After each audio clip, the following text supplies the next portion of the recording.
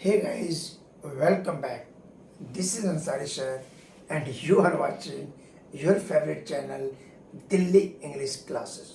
दोस्तों, इंग्लिश अगर मैं आपसे पूछूं कि व्हाट इज इंग्लिश, डेफिनेटली आपका आंसर होगा सर इंग्लिश एक लैंग्वेज है, it's a language, it's a international language. बिल्कुल आपका आंसर सही है। इंग्लिश एक अंतर्राष्ट्रीय भाषा है। दुनिया का कोई भी भाषा हो मेरे दोस्त, वह एक प्रॉपर स्ट्रक्चर पे काम करता है। किस पे काम करता है? एक स्ट्रक्चर पे काम करता है। और इंग्लिश के लिए मैंने आपके लिए जबरदस्त मात्र 6 स्ट्रक्चर लेकर आया हूँ। 6 स्ट्रक्चर पे आप पूरी दुनिया के किसी भी सेंटेंस को, चाहे वो अफर्मेटिव हो, नेगेटिव हो, इंट्रोगेटिव हो, इन सारे सेंटेंसेस को सिर्फ 6 स्ट्रक्चर पे 98% इंग्लिश आपके कमांड में हो जाएगी। बहुत इजी वे में हो जाएगी, बहुत इजीली हो जाएगी। तो आज चूंकि इसकी एक सीरीज होगी, तो आज मैं आपको इंट्रोडक्टरी क्लास लेकर आया हूँ और उसी सीरीज की पहली कड़ी लेकर आया हूँ। और उम्मीद करता हूँ कि क्लास आपको बहुत अच्छा लगेगा। ये क्लास आपको सीखने में मदद करे तो प्लीज़ एक लाइक कर दीजिएगा, शेयर कर दीजिएगा और चैनल को ज़रूर सब्सक्राइब कर दीजिए। उसके बगल में प्रेस आइकॉन होगा, उसको आप दबा दीजिए, बेल आइकॉन को, ताकि मेरे द्वारा बनाए गए कोई भी वीडियो की नोटिफिकेशन सबसे पहले आपको मिल जाए। चलिए दोस्त, देखते हैं। हम हिंदी से इंग्लिश को सीखते हैं, तो हिंदी जानते हुए हम इंग्लिश की तरफ कैसे जाएंगे, चलिए आज हम देखते हैं। आज मेरा टॉपिक है बेटा कि सबसे पहले सेंटेंस स्ट्रक्चर। हमारा आज का टॉपिक ये है कि सेंटेंस के स्ट्रक्चर का फॉर्म क्या होता है, उसे सीखेंगे, राइट। बट आप बिल्कुल टेंशन नहीं लीजिए, अंसारी सर है, आपको सिखा कर छोड़ेंगे। आप बस मुस्कुराते रहिए, पढ़ते रहिए, अंसारी सर आपको सिखाते रहेंगे। देखिए, जैसे मैंने एक सेंटेंस लिया, मैं अंग्रेजी बोल रहा हूँ। मैं अंग्रेजी बोल रहा हूँ, यह एक सेंटेंस है जो कि हिंदी का सेंटेंस है। दोस्तों, हिंदी सेंटेंस हमेशा लेफ्ट टू राइट चलता है, मीन्स हिंदी हमेशा सीधे चलता है। जो शब्द हमारे मुंह से निकलते हैं वही शब्द हम पहले लिखते हैं। जैसे मैंने कहा कि मैं, सबसे पहले मैंने लिखा, अंग्रेजी बोला, अंग्रेजी लिखा, बोल बोला, बोल लिखा, रहा बोला, रहा लिखा, हूँ बोला, हूँ लिखा। जो बोला वो लिखा। यह हमारी हिंदी ऐसे चलती है। लेकिन इंग्लिश उल्टा चलता है। इंग्लिश हमारी उल्टा चलता है। तो अब ध्यान से देखिएगा बेटा, अब हिंदी से इंग्लिश सेंटेंस बनाना हो या इंग्लिश से हिंदी सेंटेंस बनाना हो, हमें एक सेंटेंस के लिए बेटा 4 चीज़ों की जरूरत पड़ती है। एक अफर्मेटिव सेंटेंस बनाने के लिए हमें उस सेंटेंसों में 4 चीज़ों को होना जरूरी होता है। और ये 4 चीज़ अगर आपने सीख गए तो आगे का सारे सेंटेंस का स्ट्रक्चर बीजी ईजी हो जाएगा, वेरी इजी हो जाएगा। चलिए देखते हैं वो 4 चीज़ें कौन है और वो होती कहाँ है, ये आपको मैं समझाता हूँ। देखिए, एक ट्रिक याद रखिएगा। सबसे पहला जो हमें चाहिए एक सेंटेंस बनाने के लिए, वो चाहिए सब्जेक्ट। क्या चाहिए बेटा? सब्जेक्ट। और सब्जेक्ट दुनिया का कोई भी अफर्मेटिव सेंटेंस, ओके, आप समझते होंगे अफर्मेटिव सेंटेंस किसे कहते हैं, ध्यान से सुनिएगा। अफर्मेटिव सेंटेंस उसे कहते हैं जिसकी शुरुआत किसी सब्जेक्ट से हुई है। मैं, तुम, आप, वह, मोहन, गीता, संगीता इत्यादि से। तो जिसकी सेंटेंस की शुरुआत किसी सब्जेक्ट से हुई हो और उसमें क्या नहीं और नहीं शब्द नहीं आए, उसे अफर्मेटिव कहते हैं। मीन्स सब्जेक्ट अगर ऑब्जेक्ट को सिर्फ कोई इंफॉर्मेशन देता है, वह सेंटेंस अफर्मेटिव कहलाता है। जैसे अब एक अफर्मेटिव सेंटेंस के लिए हमें बनाने के लिए 4 चीज़ों की जरूरत पड़ेगी बेटा। पहला सेंटेंस क्या बनेगा हमारा?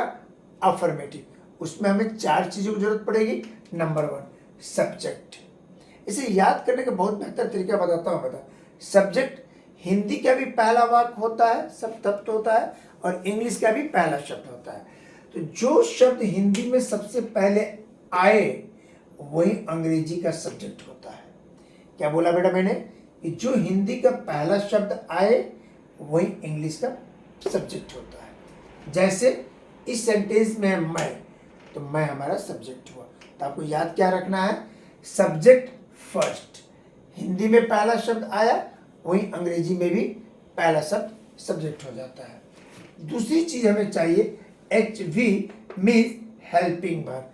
हेल्पिंग वर्ब का मतलब हुआ सहायक क्रिया, और ये कहाँ होता है तो याद रखिएगा, सबसे पहले सब्जेक्ट सबसे आगे, और हेल्पिंग वर्ब पीछे से पहला। क्या बोला बेटा मैंने, पीछे से पहला। मेन वर्ब पीछे से दूसरा, और ऑब्जेक्ट पीछे से तीसरा। क्या बताया बेटा मैंने, एक अफर्मेटिव सेंटेंस में 4 चीजें होंगी। सबसे पहला सब्जेक्ट जो सबसे आगे, दूसरा चाहिए हमें हेल्पिंग वर्ब जो सबसे पीछे, उसके चाहिए मेन वर्ब जो पीछे से दूसरा, उसके बाद चाहिए ऑब्जेक्ट जो पीछे से तीसरा। क्लियर हो गया। तो हमें क्या चाहिए, सब्जेक्ट हिंदी वाक्य में कहाँ होता है, सबसे पहले। हेल्पिंग वर्ब कहाँ होता है, सेंटेंस के लास्ट में। मेन वर्ब क्या होता है, हेल्पिंग वर्ब के बगल में। और जो बच गया सब्जेक्ट के बाद और अदर मेन वर्ब के बीच में जितने भी शब्द बच गए, वो सारे के सारे ऑब्जेक्ट या अदर वर्ब होते हैं, चाहे वो जितने भी लंबे क्यों ना हो, वो सिर्फ वर्ड मीनिंग होते हैं। ग्रामर कहता है कि आप मुझे सब्जेक्ट रख दो, हेल्पिंग वर्ब रख दो, मेन वर्ब रख दो, आपका काम खत्म हो गया। रेस्ट अब में ऑब्जेक्ट को हमें लगा देना। तो हमने सीख लिया कि एक हिंदी वाक्य का पहला शब्द जो सब्जेक्ट से शुरू होता है वही अंग्रेजी का सब्जेक्ट होता है, और हमें चाहिए हेल्पिंग वर्ब। ये कहाँ मिलेगा, लास्ट में, मतलब सेंटेंस के लास्ट में चले जाइए। जो लास्ट जहाँ खत्म हो रहा है वो आपका हेल्पिंग वर्ब है, और मेन वर्ब कहीं खोजने की जरूरत नहीं है, जस्ट हेल्पिंग वर्ब के बगल में। और जो हेल्पिंग वर्ब के बाद में मेन वर्ब, अब मेन वर्ब के बाद जो बच गया बीच में वो सारे अदर वर्ड होता है। तो दुनिया का कोई भी, आज आप जाइए पूरी हिंदी न्यूज़पेपर खोल दीजिए, पूरी बुक खोल दीजिए, और दुनिया का कोई भी अफर्मेटिव सेंटेंस है आज जो मैं आपको स्ट्रक्चर दे रहा हूँ इस पर बनाइए, बहुत अच्छा से बनेगा। दिक्कत होगी तो थोड़े वर्ड्स मीनिंग की दिक्कत हो सकती है, वो तो मैं आपको बताते ही रहता हूँ, देता ही रहूँगा। बस एक तरीका सीख लीजिए, पहला क्लास से लेकर PhD होल्डर तक बच्चे के लिए ये काम आएगा, और बहुत आसानी से आप इसे कर पाएंगे। देखिए जैसे मैंने कहा, बहुत आसान से सेंटेंस ले रहा हूँ, आसान मत देखिए, आप वो तरीका सीखिए, वो ट्रिक सीखिए कि अंसारी सर बताना क्या चाहते हैं। आप सीख गए बेटा, उंगली पकड़ पकड़ के आपको सिखाऊंगा और आप सिखा कर छोड़ूंगा, ध्यान से देखिए। जैसे अब मैंने कहा कि दुनिया का कोई भी अंग्रेजी सेंटेंस हो, उसे बनाने के लिए हम आपके पास 98% सेंटेंस इसी स्ट्रक्चर से बनेगा। पहला स्ट्रक्चर आज सिखा रहा हूँ, इसके बाद पार्ट 2 लाऊंगा, part 3, part 4, part 5, part 6 part में पूरी का पूरी स्ट्रक्चर आपका खत्म हो जाएगा। तो पहला पार्ट है हमारा अफर्मेटिव सेंटेंस उसे कहते हैं बेटा जो सकारात्मक वाक्य, यानी सब्जेक्ट कोई इंफॉर्मेशन देता हो। अब देखिए जैसे मैंने कहा एक अफर्मेटिव सेंटेंस का स्ट्रक्चर होगा, सबसे पहले सब्जेक्ट के बाद हेल्पिंग वर्ब के बाद मेन वर्ब के बाद अदर वर्ड। बोलिए बेटा क्या कहा मैंने, subject plus helping verb plus main verb plus other, बस रट लो। अभी मैंने बता दिया कौन कहाँ रहता है, लेकिन अफर्मेटिव में हमें सजाना कैसे है, सबसे पहले सब्जेक्ट के बाद हेल्पिंग वर्ब के बाद मेन वर्ब का अदर वर्ड। हाँ बोलो, बहुत अच्छा बोला आपने बेटा। बोलिए सब्जेक्ट के बाद हेल्पिंग वर्ब के बाद मेन वर्ब के बाद अदर, बस हो गया। दुनिया के सारे सेंटेंस हमें हलवा, बिल्कुल हलवा, किसी टेंस की अभी जरूरत नहीं, किसी ग्रामर की आवश्यकता नहीं, सिर्फ ट्रिक सीखिए। अंसारी सर दुनिया का कोई भी न्यूज़पेपर खोल कर पूरी NCERT बुक खोल लीजिए आप, और अभी आप ट्रांसलेट करेंगे।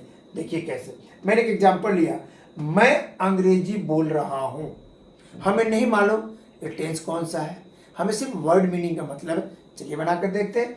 हमने कहा कि मैं अंग्रेजी बोल रहा हूं, तो हमने रूल पर हाथ रखेंगे, और रूल हमारा कहता है सबसे पहले मैं सब्जेक्ट लाओ, और अभी मैंने कहा कि सब्जेक्ट कहाँ होता है, वाक्य के सबसे पहला। तो मैं क्या है, हमारा सब्जेक्ट है। सबसे पहले हम इसकी इंग्लिश बनाएंगे आई। उसके बाद मैंने क्या कहा, हेल्पिंग वर्ब। अभी मैंने कहा हेल्पिंग वर्ब कहाँ होता है, बिल्कुल सेंटेंस के लास्ट में। हूँ का अंग्रेजी पता है आपको एम होता है तो आई एम। अब हमने कहा कि आपको चाहिए मेन वर्ब। मेन वर्ब कहाँ होता है? पीछे से। तो मेन वर्ब अब रहा। रहा कोई शब्द नहीं है, वर्ब नहीं है, क्रिया नहीं है। मेन वर्ब यानी वह शब्द जिस जो काम हो। काम कौन कर रहा है? बोल रहा। तो रहा अलग नहीं है, बोल के साथ है, तो हम इसे एक मान लेंगे। तो आई एम बोलना का अंग्रेजी स्पीक, और इसमें हम जोड़ देंगे ING। तो हो गया मैंने आई एम स्पीकिंग, और बच क्या गया मेरा? English. I am speaking English.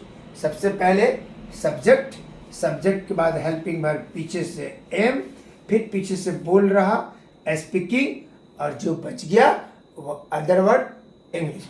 चलिए अगला एग्जाम्पल लेते हैं। हमने कहा कि तुम्हें अंग्रेजी बोलना चाहिए। तुम्हें अंग्रेजी बोलना चाहिए, हमारा सेंटेंस खत्म कहाँ हुआ? चाहिए पर। मिल गया हमारा हेल्पिंग वर्ब। हेल्पिंग वर्ब चाहिए मतलब शुड। चलिए बना के देखते हैं। सबसे पहले हमें क्या चाहिए? सब्जेक्ट। तो सब्जेक्ट क्या? यू। बना दिया हमने। और तुम्हें अंग्रेजी बोलना चाहिए, हमने कहा हेल्पिंग वर्ब हमारा कहाँ मिलेगा? लास्ट में। तो चाहिए कि अंग्रेजी शुड, यू शुड। उसके बगल में क्या मिला हमारा? Main verb. मेन वर्ब पीछे से, हमने कहा पीछे से दूसरा, पीछे से दूसरा। मेन वर्ब क्या है? स्पीक। तो हमने लिख दिया स्पीक। बच गया क्या? English, other word. तो यू शुड स्पीक इंग्लिश। तुम्हें अंग्रेजी बोलना चाहिए। सिंपल, कितना आसान है ना। चलिए, मैंने खाना खाया, ये पास्ट इंडेफिनिट का टेंस है जिसमें वर्ब का दूसरा फॉर्म लगता है, क्योंकि जिस हिंदी वाक्य के अंत में आ ई एक ही आवाज आए वो पास्ट इंडेफिनिट होता है। अभी मैं टेंस की सीरीज लेकर आऊंगा, पूरी टेंस आपको पढ़ाऊंगा, बिल्कुल इजी वे में पढ़ाऊंगा, जीवन भर के लिए आपको याद हो जाएगा। ब्रेन टू ब्रेन पढ़ाऊंगा, बहुत जल्द उसकी सीरीज लेकर आ रहा हूँ। पहले मैंने सोचा कि आपको सारे स्ट्रक्चर समझा दूं, फिर 1 बाय 1 करके आपको टेंस लाऊंगा, नरेशन लाऊंगा, वॉइस लाऊंगा, ईच एंड एवरीथिंग लाऊंगा। आप बोर्ड पर देखिए, मैंने खाना खाया, ये पास्ट इंडेफिनिट है। तो सबसे पहले हमें चाहिए, मैंने की अंग्रेजी लगा दिया मैंने, सब्जेक्ट। इसमें हेल्पिंग वर्ब नहीं चाहिए क्योंकि ये पास्ट इंडेफिनिट टेंस है। पास्ट इंडेफिनिट के अफर्मेटिव में हेल्पिंग वर्ब नहीं लगता है। और खाया, खाया को कहते हैं इट, और इट का सेकेंड फॉर्म एट, आई एट। क्या? फूड। मैंने खाना खाया। वेरी गुड, कितना आसान है ना। चलिए आसानी से सब कुछ इजी है। मैंने कहा संगीता अंग्रेजी बोल चुकी है, खत्म कहाँ किया मैंने? चुकी है पर। चुकी है, और चुकी है इंग्लिश होती है हैज और हैड। अगर थर्ड पर्सन सिंगुलर नंबर तो हैज, रेस्ट ऑफ हैड। तो हमने कहा संगीता अंग्रेजी बोल चुकी है। सबसे पहले हमें चाहिए सब्जेक्ट। सब्जेक्ट क्या है मेरी? संगीता। सब्जेक्ट है मेरा संगीता, हमने बना दिया संगीता। अब हमें चले जाना सीधे पीछे, चुका है, संगीता के नाम है, इसके साथ लगाया मैंने हैज। अब आया बोलना। तो जब भी कोई हेल्पिंग वर्ब हैज आए तो उसके साथ लगने वाला वर्ब थ्री होता है। तो स्पीक, स्पोकेन, स्पोकेन। और जो बच गया वो है इंग्लिश। तो हमने कहा Sangeeta has spoken English, Sangeeta अंग्रेजी बोल चुकी है। कितना आसान है ना। चलिए, मैंने कहा मैं 4 बजे से अंग्रेजी बोल रहा हूँ, बस वही नियम काम करेगा। सबसे पहले सब्जेक्ट, मैं की अंग्रेजी आई। अब लास्ट में चले जाएंगे 4 बजे से अंग्रेजी बोल रहा हूँ। यह प्रेजेंट परफेक्ट कंटिन्यूअस टेंस है, और इसके साथ लगता है has been and have been. तो आई के साथ हैव बीन, तो आई हैव बीन हो गया। बोलना का speaking, speak, I have been speaking, I have been speaking English. मैं अंग्रेजी बोल रहा हूं। कब से? तो सिंस से का यूज करते हैं, सिंस क्योंकि पक्का समय है और वह 4 बजे। तो हमने क्या कहा? सिंस, और कब? 4 o'clock। बन गया ना। मैं 4 बजे से अंग्रेजी बोल रहा हूँ। I have been speaking English since 4 o'clock। I hope ये वीडियो आपको अच्छा लगा होगा, आप इंजॉय कीजिए। बस इतना याद रखिए, अफर्मेटिव सेंटेंस का स्ट्रक्चर होता है subject plus helping verb plus main verb plus other word. Subject सबसे आगे, हेल्पिंग वर्ब सेंटेंस के लास्ट में, उसके बगल में मेन वर्ब, उसके बगल में अदर वर्ड। आप अच्छे अच्छे सेंटेंस लीजिए और ढेरों सेंटेंस बनाइए और प्रैक्टिस कीजिए। बहुत जल्द इसका पार्ट टू लेकर आऊँगा और वो आपको ये पार्ट आपको पसंद आएगा। पार्ट 2 लेकर आऊँगा और आपको अच्छे से इंग्लिश सिखाऊंगा। आप इस चैनल से जुड़ के रहिए। तब तक अपना बहुत बहुत ध्यान रखिएगा। Till then bye. जय हिंद, जय Bharat. Thank you very much.